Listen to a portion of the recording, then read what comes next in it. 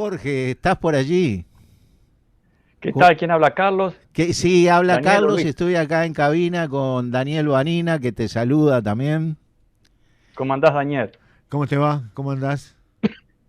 Muy bien. Bueno, Jorge, estábamos conversando con la audiencia acá que vamos a hablar de tu artículo Democracias de Cartón. Este, decinos antes cómo anduvo tu última vuelta por acá, por el Uruguay, y de qué te has sido munido, de nuevas energías, de cómo viste la situación de los uruguayos. El- no soy muy objetivo en eso porque tengo muchas, obviamente, muchas memorias y emociones cada vez que uno vuelve y vuelve con la memoria fresca. Entonces no soy muy objetivo, siempre uno disfruta así como cuando uno viaja a otro país, siente los olores muy intensamente. ¿Cuántos días Y luego estuviste, aprende Jorge? 2 semanas. 2 semanas. Estuviste con la Entonces, familia, ¿no? sí, con la familia, estuve también en Buenos Aires por invitado ahí, con otras actividades en Carlos y Careta. Después estuve en Tacuarembó también con Ajá. la familia y también algunas conferencias, algunas charlas que obviamente se extendieron a 2 horas y algo. Sí, yo a veces pienso que criminal que soy, pobre gente. Y ahí estaba con frío todo el mundo y 2 horas sin moverse. Estás viniendo más seguido, Jorge, ¿no? Sí, lo que pasa es que la familia, sobre todo la familia de mi esposa, bueno, hay que verla. Seguro. Esto va pasando el tiempo y esas cosas no se pagan, no se recuperan luego si, ¿Ella es si, de si uno pierde la Tacuarembó oportunidad también, Jorge? No, es de Montevideo. Es de Nos Montevideo. conocimos en Ah. la Facultad de Ujú. Arquitectura porque se graduó arquitecta también, pero ella es de Montevideo y yo de Tacuarembó. Ah, dos Los del arquitectos, interior ¿eh? somos todos, los del interior somos todos exiliados montevideanos, exiliados. ¿Tus niños qué Exiliados de tenés? Montevideo. ¿Tenés una dupla de un niño y una niña o dos niñas? No, no, un niño solo. Un niño solo. ¿Qué edad tiene, Jorge? Sí, sí, 16. 16. Mm. ¿Y qué tal cuando se encuentra? Él ya debe ser un norteamericano más, ¿no? ¿O Bueno, no? claro, él nació en Georgia, en la Universidad de Georgia, pero siempre insiste en que por ley automáticamente es uruguayo también, ¿verdad? Eso es irrenunciable. Pero además insiste, culturalmente se siente muy uruguayo. También es lo que me pasaba a mí cuando iba de vacaciones a Colonia, 3 meses, en una granja, en la granja de mis abuelos, y no teníamos ni luz eléctrica ni nada, y éramos muy felices ahí. Ujú. Entonces tampoco era muy objetivo, pero él siempre le encanta Uruguay, se quiere ir a Uruguay. Y bueno, esa es una posibilidad. Habla Eh, español, me es- imagino. Sí, sí, sí, sí. Sí, Naturalmente con algunos cruces del Claro. típico del bilingüe. ujú. Me hiciste acordar a una... ¿te acordás cuando hubo aquel gran apagón? No me acuerdo en cuál de los Sí. estados de los Estados Unidos. Sí, Entonces hubo sí, un sí, me hombre acuerdo. Manhattan quedó sin luz. un ruso que Sí, vivía con su familia ahí, que era corresponsal para Rusia, este, dice que por las noches, cuando volvían a su edificio y tenía que subir interminables, por lo general cada quien se iba a su computador en su habitación. Eran dos hijos más la pareja, ¿no? Y a partir de ese momento, tenían que juntarse para comer todos juntos, prender velas o algún farol, y ahí empezaron a relatarle a sus hijos las anécdotas de sus aldeas natales en Rusia, ¿no? sí, Este, sí, sí. como Eh, que el mundo de la cibernética, del cual también vamos a hablar un poco, eh, condiciona esa separación humana física que la volvés a recuperar en situaciones como esta, ¿no? Dice que eran muy felices cuando sí, lograban, era como volver a estar al lado del fogón, ¿no? Esos apagones, si mal no recuerdo, fueron hace 15 años aproximadamente. Sí los recuerdo. A mí me pasó exactamente cuando trabajé en Mozambique y visité algunas aldeas en el Índico. Y fue un impacto gigantesco el caminar por ciudades con cero luz eléctrica. Y la percepción es absolutamente diferente. Yo incluso le digo a mis estudiantes, traten de un día apagar todas las luces y eliminar todo lo que son las sobreexcitaciones y se van a dar cuenta que hay todo un mundo, no solamente afuera, sino adentro también. Ah, sí, Es muy, muy sí, sí. impresionante. El caso que mencionas de los apagones, e Ujú. incluso hasta en Uruguay, yo recuerdo, bueno, en Uruguay eran clásicos en los años 80, pero incluso en algunos de los 90, que las ciudades se reconfiguran completamente.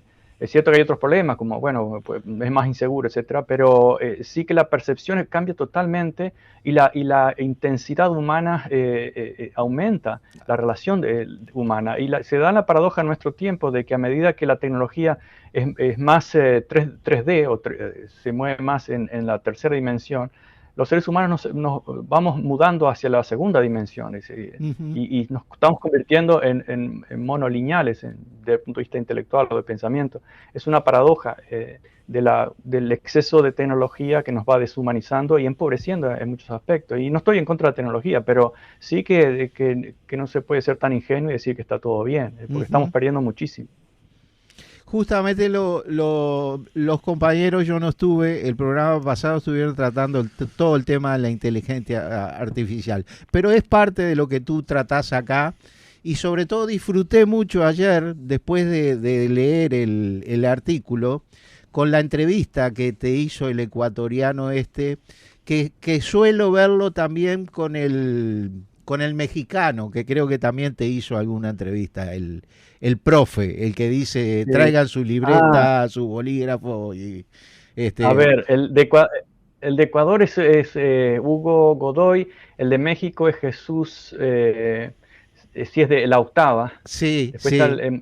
Pablo Bojorque, que mañana vamos a hablar incluso con Buenaventura Sousa Suárez, Ah, vamos a mira. compartir un programa, es colombiano. Sí, hay un grupo eh, de youtubers, pero en el sentido positivo de la palabra, Sí, porque sí, sí, sí, sí. el gran negocio de los youtubers es justamente la frivolidad. Pero no, también hay Sí, de lo sí, otro, sí. son minorías, pero hay gente Ustedes que quiere, interactúan con ejes temáticos importantes, digamos, para la gente. Sí, sí. bueno, o se intenta, sí. Yo no lo digo porque yo intervenga ahí, sino que he visto algunos y realmente aportan bastante. Bueno, Jorge, vamos en nuestro corazón a nuestros asuntos. Democracias de cartón. En la primera parte tú hablas de del ministro Yanis Varoufakis, griego, que presenta un pedido de renegociación sustancial del llamado programa económico griego y reclama la devolución de alguna soberanía económica para su país. Recuerdas esto con precisión, ¿no? Y la contestación que le dan en ese entonces. Ponernos Sí, dentro de este panorama, porque yo creo que aquí lo que tú develas con absolutos argumentos es el hecho de que es casi imposible variar la voluntad de estos organismos internacionales por más que cambien los gobiernos, por más que cambie el signo de los gobiernos, ellos siguen aplicando su misma política. Háblanos un poco de esto, Jorge. sí, obviamente que es una tiranía, ¿verdad? Está claro que en el mundo laboral moderno y posmoderno todo se maneja de una forma profundamente tiránica, en el cual aquellos que trabajan, producen o invierten la mayor parte de su vida en una actividad determinada, tienen cero control y cero participación de sus ámbitos laborales. Eso está muy claro, es decir, son tiranía. Ese es el modelo capitalista y esa tiranía se multiplica a escala internacional cuando hablamos de corporaciones. Y ahí ya podemos hablar no solamente de las corporaciones, sino también de las instituciones como el Banco Mundial, el Fondo Monetario Internacional, que son instituciones que consolidan toda esa gran tiranía. que se parece muchísimo a el medioevo en el sentido de la forma en que se organizaba el poder feudal. E incluso si vemos un poco cómo era el periodo feudal, nos vamos a dar cuenta que eran menos tiránicos que hoy en muchos aspectos en cuanto a la limitación del poder. Era un mundo brutal, bueno, era el medioevo. En la ciudad, sobre todo, la criminalidad era muy alta, etcétera. Pero en el siervo, de hecho, tenía mucho más derechos que cualquier esclavo, por ejemplo. No podía ser expulsado de su tierra, por ejemplo, tenía ciertos derechos. El señor feudal no podía vender al siervo, al trabajador separadamente. Y si vendía la tierra iba todo junto. Es decir, tenía ciertos derechos, incluso existían tierras comunales, no 100% como en las Américas, como en África, como en Asia, pero en Europa existía una gran cantidad, por mínimo un tercio de tierras comunales donde los pobres trabajaban. Ese era más bien el mundo feudal y se parece hoy en día, no en ese sentido, sino en la forma en que se distribuye el poder, que son unos señores que monopolizan el poder a través del dinero. Y en el mismo artículo mencionaba los tres grandes en Wall Street que poseen 22, más ahora ya pasaron los 22 billones de dólares, en inglés trillions, que es la economía de Estados Unidos.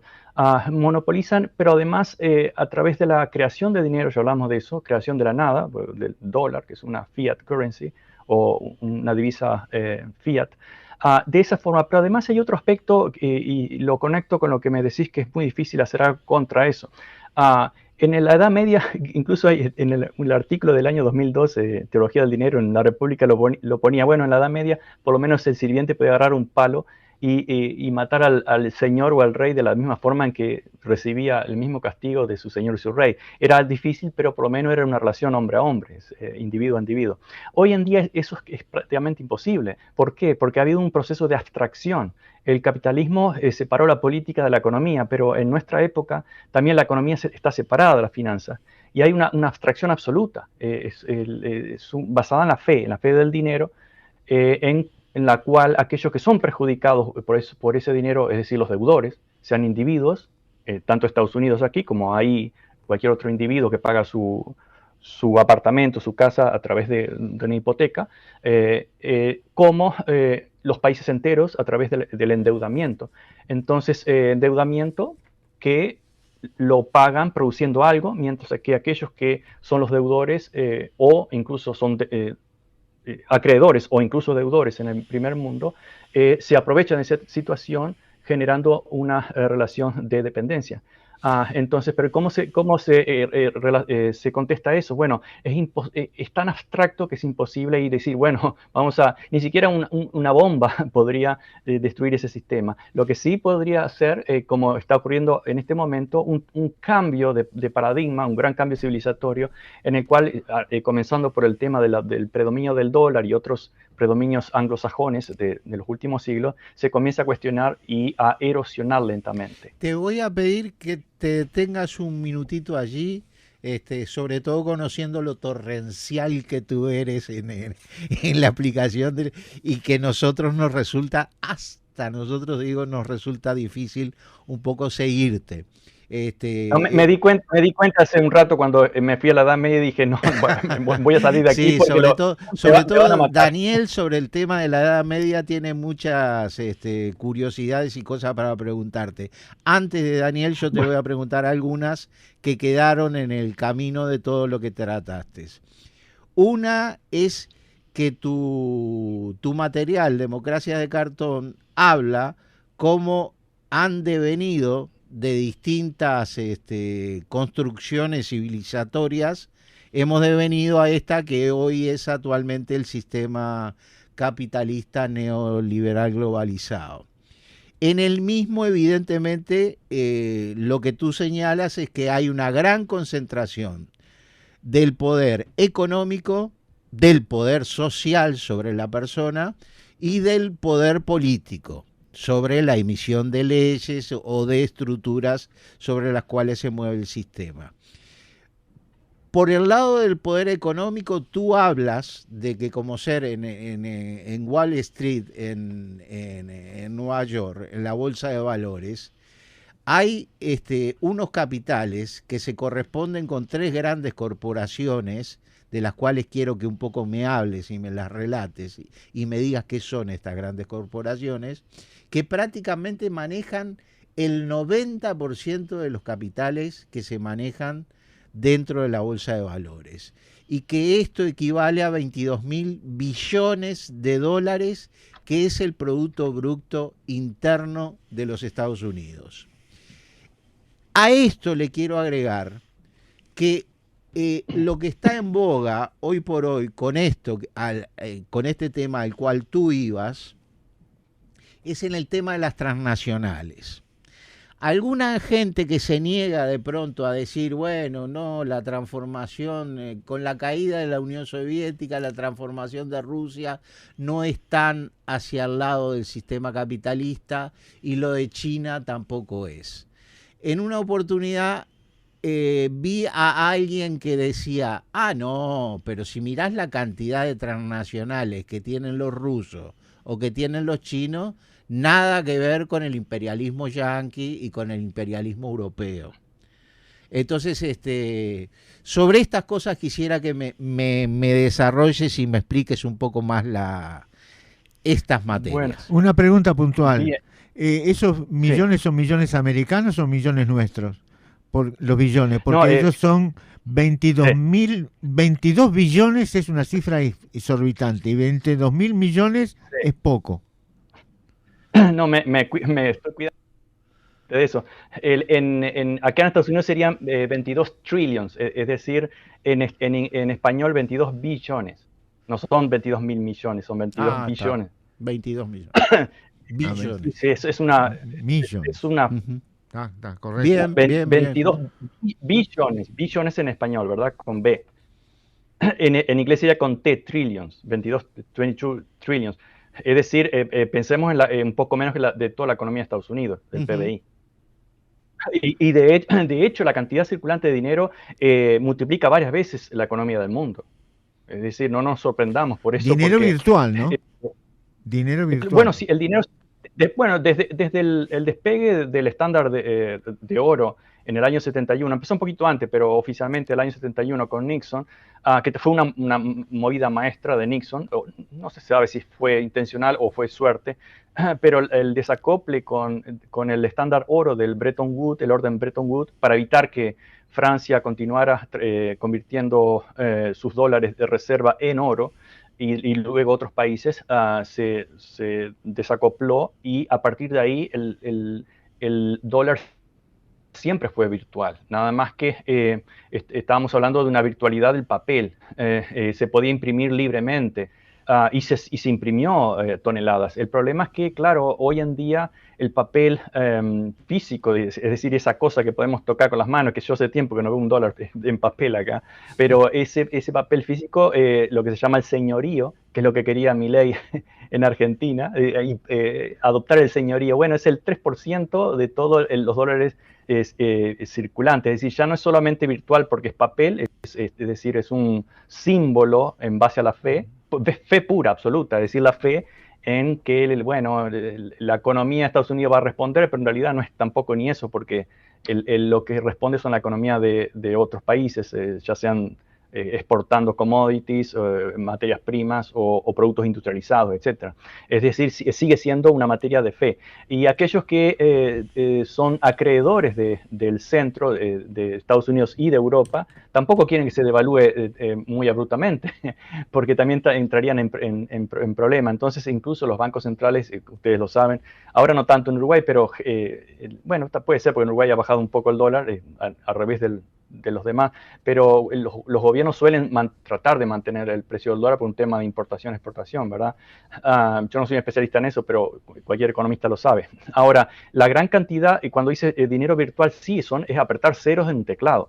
De eso no hay ninguna duda, y generalmente lo hacen los bancos privados. Pero no solamente para otorgar préstamos a través de distintas instituciones, que las instituciones son formas de consolidar ciertas narrativas de que esto es verdad, esto es real o no es real, como el dólar, etcétera, pero son todo virtual. Bueno, en Estados Unidos, como muchas partes del mundo, los grandes bancos, no los pequeños, pero los grandes bancos privados son los que se encargan en eso. Desde el momento que un pequeño trabajador aquí en Estados Unidos, por ejemplo, pide un préstamo para comprar una casa, el banco no tiene ni le importa tener ese dinero, simplemente dice, sí, aquí tiene, inventa ese dinero de la nada, y luego el trabajador produce algo para venir con su devolución, con su pago de deuda, y ahí está el secreto. El trabajador, la persona produce algo, aunque sea mínimo, y luego el banco se queda con la diferencia, con el interés, y borra la cifra inventada. Pero eso también ocurre a nivel internacional. Entonces, para mí las deudas de los países del tercer mundo, no del tercer mundo, digamos, del sur global, pues ya no es tercer mundo, pero es algo más complejo, pero del sur global, son altamente estratégicas. ¿Cómo se le obliga a países a continuar produciendo si no es producir para exportar, para obtener dólares, para usar los dólares, para pagar las deudas? Entonces, bueno, esos dólares que fueron creados de la nada. Ahí te hago una mención, Jorge, a que hace pocos días el presidente de lo que es la comisión para formular el programa que que en las próximas elecciones presentará el Frente Amplio, el presidente de la comisión, que es Álvaro García, que yo pienso que es un hombre que ya fue ministro de Economía y Finanzas, y si hay un nuevo gobierno del Frente Amplio, me parece que puede ser el candidato más... Decía muy suelto de cuerpo que en el Uruguay el tema de la deuda externa prácticamente como que dejó de existir, porque la deuda aquí hoy por hoy, fruto de negociaciones de gobierno del Frente Amplio, se considera como deuda soberana. Entonces yo cuando leía este condicionamiento grande que tú pones en la primera parte de tu artículo, me preguntaba porque la deuda externa, si no me equivoco, Daniel, hoy está en el primer gobierno. Está cerca, pero hoy por hoy está cerca de los 40.000 millones de dólares, ¿no? No, la deuda externa, como se llamaba antes, no existe más. No existe. Ahora es deuda soberana. Es un eufemismo criminal que han inventado. Está, perfecto. ¿Y la deuda soberana a cuánto asciende? Anda por los 40.000 millones de dólares. Y creo que lo que está matando al Uruguay es servicio de deuda. Ahí está. Y lo que está matando a todos los países, Vanina. Emitir deuda soberana es igual que firmar una carta de intención del fondo. Sí, exactamente. Y el Producto Bruto Interno del Uruguay máximamente ha llegado a los 60.000 millones de dólares. Entonces, evidentemente, es prácticamente el 80% de la deuda soberana uruguaya. Y bueno, y Álvaro García decía que ahora a los miembros del Fondo Monetario Internacional se los recibía para tomar un cafecito, darles una palmadita en la espalda, y bueno, y por allí. Te voy a pedir unos minutitos que nos esperes, porque nos tenemos que ir a una tanda, y ya volvemos, Jorge. Bueno, dale. Gracias.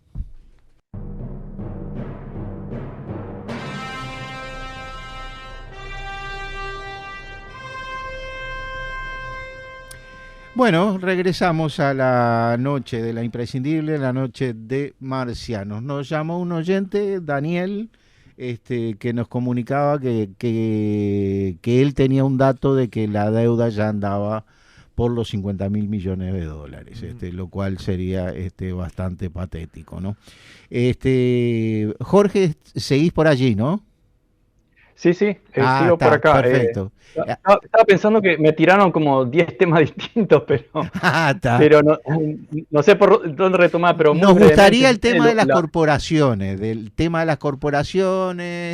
la gente que está diciendo que de repente surge una nueva realidad, la presión de las mismas sobre los estados, y que los estados ya no tienen un poder muy político y muy soberano sobre su propia nación, sino que sufren el manejo y las presiones de estas corporaciones. ahí está el otro aspecto del neofeudalismo, ¿verdad? En el cual el rey había perdido durante toda la época feudal, los señores eran realmente los poderes más importantes y los poderes centrales eran más bien secundarios. Luego se fue, como todos saben, concentrando el poder, y hubo un caso muy, muy particular en Inglaterra, que es donde nace el capitalismo, que los dos, el poder concentrado de la corona y los señores feudales que se convierten en los nuevos liberales, confluyen y colaboran, pero es un caso muy particular donde se privatiza la tierra. Pero muy breve, ese es el aspecto, digamos, que actualmente los gobiernos son muy, muy débiles, no todos obviamente, pero en el sur global podríamos decir bastante débiles, por muchas razones, por razones económicas, pero además también geopolíticas. Recordemos que todos los movimientos de no alineados, tanto en Asia, desde Indonesia hasta la Unión Africana, etcétera, en la época de Ghana, luego del Congo, más tarde de Gaddafi en Libia, etcétera, todo eso fue destruido por boicoteado, tanto por la CIA como por los franceses, etcétera. Entonces también claro que hay un poder oculto y no tan oculto cuando se trata de invasiones directas de guerra, en que se destruye esa unión, y por lo tanto sí que los gobiernos son muy débiles porque están desunidos militarmente, económicamente y culturalmente también, e ideológicamente muchas veces. Ese es uno de los elementos. Cuando mencionaba sobre el poder, la deuda soberana, etcétera, parece un juego lingüístico, ¿no? ¿Cuál es la soberanía de un pequeño país? Bueno, 80% parece del PBI, parece mucho como deuda, pero bueno, hay otros países que pasan del 100%, Japón, por ejemplo, pero bueno, Japón es Japón y nadie va a invadir a Japón y a otros países. Pero pensemos, por ejemplo, que no es tan soberana desde el momento que no se puede imprimir moneda nacional para pagar esa deuda. ¿Qué pasa, por ejemplo, con el préstamo que le dieron, forzaron prácticamente a que lo tomara Macri hace unos 7 años atrás, con el Fondo Monetario Internacional, que ni siquiera fue para inversiones, ¿verdad? 50.000 millones de dólares, que no sé, al final le dieron 25, creo, ¿no? No, 40. 40. No, pero... No, sí, le están... La última cuota no la quiso, no la quiso aceptar Fernández. No, bueno, no pero, nos presten más, por favor. Pero pero sí que el nuevo gobierno heredó ese problema. Claro. Entonces, ¿cuál es la soberanía cuando tienen que ir a tratar esa deuda con el Fondo Monetario Internacional, que no tiene ninguna, que está por encima de la Argentina, no por debajo? El Fondo Monetario Internacional y el Banco Mundial están por debajo de Washington y de Europa, pero sobre todo del gobierno de Estados Unidos. Entonces, ¿cuál es la soberanía ahí? Acá, ¿cuál es los problemas de deuda que ha habido, por ejemplo, el 1 de julio, o un poco antes de julio de este mes? Toda una discusión sobre el tope de deuda, etcétera, una gran discusión política, Estados Unidos iba a entrar en default, etcétera. Es totalmente un tope artificial que los políticos se ponen para pelearse entre ellos y sacar alguna ventaja, y luego decide, bueno, vamos a levantar el techo. Bueno, porque lo decidieron, no hay ninguna razón tangente de política. No es que, bueno, producimos más o achicamos el gasto acá, al contrario, subieron el gasto militar como forma de ahorrar. Entonces, eso sí, si imprimís el dólar, que es todavía en gran medida, aunque menos que en los años pasados, pero todavía es la divisa global, claro, ahí sí es deuda soberana, más que soberana deuda. Pero ¿cuál es la soberanía de la deuda argentina o la de Uruguay? Bueno, Uruguay todavía no hace mucho ruido, va a seguir siendo, entre comillas, soberana hasta que a alguien se le ocurra que necesita ese dinero de vuelta. No sé, repito, y acá esos son temas para especialistas en la economía. La economía es un factor importante, pero hay que prestar también atención a los grandes economistas del mundo. Y hay fuertes discrepancias en eso. Ahora, ¿cuál era el otro tema? Que me hablas de las corporaciones. También había mencionado de lo que había pasado con Rusia y China, etcétera. Por supuesto que Rusia no es la Unión Soviética, no es una economía centralizada, con un tipo de comunismo que fue el soviético, no fue el único variaciones, ustedes saben más que yo en esto, incluso han escrito libros sobre esto, pero fue un tipo de economía planificada, un tipo de comunismo, no el único tipo de comunismo. Los chinos lo hicieron a su manera, un poco más descentralizada, pero sigue siendo las corporaciones, a pesar de que son muy fuertes, ese es un elemento, todavía sigue estando por debajo del gobierno, me parece a mí, del gobierno chino o ciertas regulaciones, y en el mundo occidental es al revés, están por encima de los gobiernos, compran las elecciones, imponen directamente políticos, representantes, etcétera, dominan la prensa, bueno, están por encima las corporaciones a los gobiernos mismos, incluso al superpoderoso gobierno de Washington. Jorge, una pregunta ahí mismo y con precisión. Según el Estado o el gobierno del Partido Comunista Chino, definen a su modelo como un modelo hacia el socialismo en el modo chino, ¿no?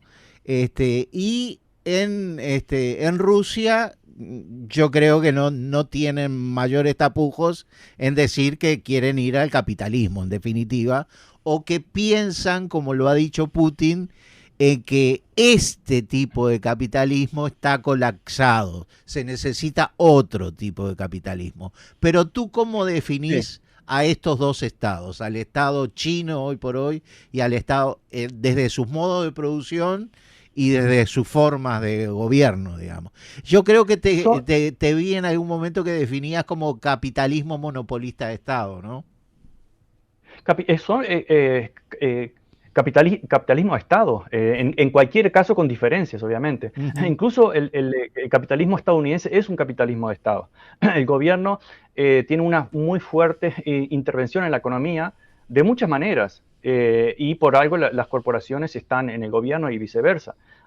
El Pentágono, por ejemplo, es un fortísimo jugador económico de muchas maneras, no solo por las guerras, por el complejo industrial, sino también incluso invirtiendo en tecnología. La tecnología que se usa actualmente en casi toda, casi toda fue inventada o derivó de fuertes inversiones, no solo del Pentágono en distintas universidades, sino también directamente de los gobiernos o de las universidades públicas, etcétera, etcétera. Entonces, sí que los gobiernos en la cuna del capitalismo no tenían absolutamente nada de neoliberal. Bueno, fue un proceso neoliberal, pero el Estado siempre fue un jugador fundamental en la economía de Estados Unidos y de Europa. En el caso chino es aún más fuerte, más centralizado y con una ideología comunista. En el caso ruso no es una ideología comunista, sino capitalista, pero es capitalismo de Estado. Entonces, en el sur global sí que tenemos mucho más ejemplos de capitalismo, entre comillas, real, en esos países empobrecidos, en el cual las compañías, por ejemplo, las repúblicas bananeras, eran capitalismo salvaje. Es el modelo capitalismo donde las compañías hacían lo que querían sobre los gobiernos, y por eso se llamaban bananeras, porque eran las compañías bananeras que prácticamente dictaban las leyes en otros países, los países más pobres. Eso no es el caso de China, y China logró lo que no lograron otros países que fueron desunidos, como hablaba recientemente, porque era imposible fracturar China en tan poco tiempo. Inglaterra lo logró con la guerra del opio a mediados del siglo XIX, 1840-1852. No solamente que la fracturó, la destrozó y convirtió a la mayor potencia económica del mundo, junto con India. Tenían el 62% del PIB en esa época, incluso siglos antes. La destruyó totalmente, pero en este momento era casi imposible. Y además, cuando la Unión Soviética se suicida y se pasa a una especie de super optimismo liberal, el fin de la historia, todo eso. Todas esas empresas, compañías necesitaban aún más mano de obra barata. ¿Dónde estaba? Bueno, estaba en China. Entonces necesitaban a China también el capitalismo corporativo occidental, necesitaba toda esa población china, y fue un arma de doble filo cuando se dieron cuenta, bueno, que se habían desarrollado muy rápidamente a través de esos capitales, esas grandes corporaciones que entran a China, el gobierno comunista las deja. China siempre tuvo una relación muy interesante con el capitalismo occidental, desde Mao hasta ahora, ¿verdad? Totalmente diferente a la Unión Soviética. Pero podemos decir bastante pragmática. Pero ahora, ¿qué pasa? Ahora tenemos un problema geopolítico en el cual aparece un nuevo gran jugador, que además está capitalizando todo el resentimiento con fundamento del sur global, África, América Latina, etcétera, y lo estamos viendo incluso en los discursos, está capitalizando no solamente con capital concreto de China, con las inversiones, sino además con el capital de ese resentimiento, repito, justificado a lo largo de la historia del sur global, que fue destrozado, vampirizado, desde la creación de la East India Company en 1600 en delante. Y así pasamos hasta la última desgracia, fue la Guerra Fría y todas esas masacres, asesinatos de líderes como Lumumba. El artículo de Lumumba salió ayer, pero bueno, es solamente un recuerdo de lo que pasó, y pasó también en América Latina y Gaddafi, etc. Es una larga historia. China está capitalizando también ese elemento.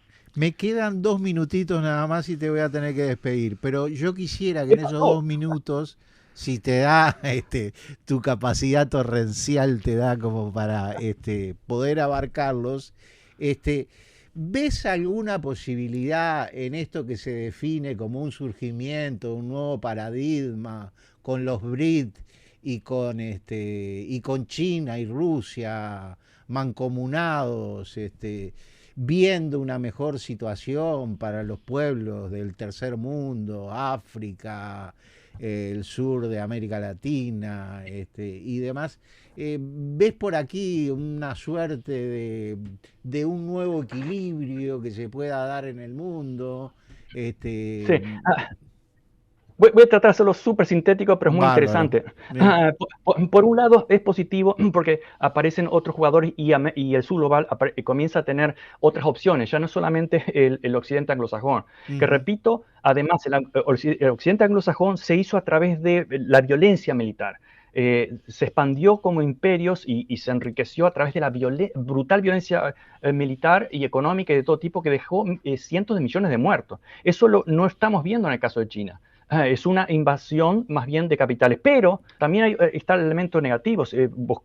Pensemos en Katanga, por ejemplo, que fue la provincia de Congo en disputa con los belgas y que terminó con el asesinato de Patrice Lumumba y Mobutu Seko como dictador típico, ¿no? Esa provincia en ese momento era rica en cobre, pero ahora es rica, bueno, siempre fue, pero ahora el problema es el cobalto, que es como el litio en Bolivia, el triángulo complicado ahora que tenemos en América del Sur y muy violento justamente por la misma razón. Pero ¿qué pasa con el cobalto? El cobalto también está siendo explotado por inversores chinos y en beneficio también de grandes compañías occidentales como Apple, Tesla, etcétera, porque es fundamental para las baterías recargables. ¿Y cuál es la situación? Ese negocio ultra billonario se asienta en la base de cientos de miles de esclavos, de decenas de miles de niños que se envenenan y trabajan como esclavos día y noche por 4 o 5 dólares por día, que apenas le da para comer y obviamente no le da para estudiar, etc. Entonces, ese es el otro aspecto negativo. Sí que hay otro elemento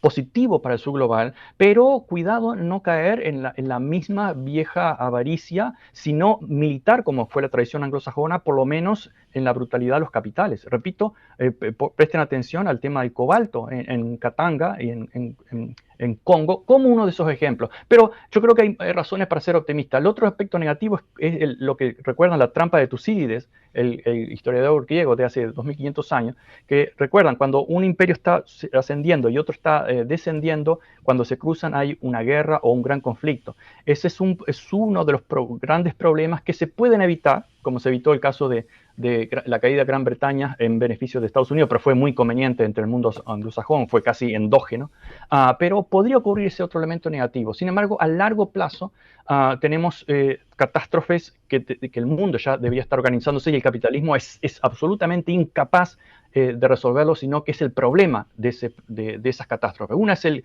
problema climático, que todos ya saben. Otra es las grandes diferencias sociales que se van a seguir agravando y los grandes conflictos sociales. Y el tercer punto, y ya no puedo hablar más, pero ya lo señalamos en otro espacio, es la inteligencia artificial que va a acelerar la concentración del robo de toda el capital tecnológico de la humanidad en muy pocas manos, y ahí estamos otra vez en el límite de nuevos conflictos. Así que hay elementos para ser optimistas y para ser muy pesimistas. Pero bueno, cuando lleguemos a la catástrofe, seguramente tendremos un nuevo sistema. Te voy a proponer un tema para la próxima vez que te convocamos. ¿El capitalismo es viable a mediano plazo? No, está muerto el capitalismo. Es un zombie. Ni yo me el capitalismo ha muerto. Dios ha muerto. O el personaje aquel de Víctor Hugo. Lo único eterno es el cambio. Esto matará a aquello, con la Biblia de Gutenberg. ¿Sabés cuál es el problema? El problema es que pasó lo mismo cuando murió el feudalismo. Llevó muchas generaciones esa agonía, e incluso hasta en el siglo XX había bolsones feudales en América Latina y en África. Es decir, no es algo que ocurre del día para la noche, pero ya entró en un declive irreversible, porque además los problemas que ha generado no los puede solucionar, y son serios. Problemas existenciales. El problema, Jorge, como siempre, es que aparezca alguien en condiciones de ser sepulturero. Porque, como decía alguien, no va a aparecer. Va a aparecer. Bueno, abrazo. Jorge. Muchísimas gracias. Muchísimas gracias. Don Yumi, nos vamos. Daniel, nos vamos. Hasta la próxima. Hasta la próxima. Gracias.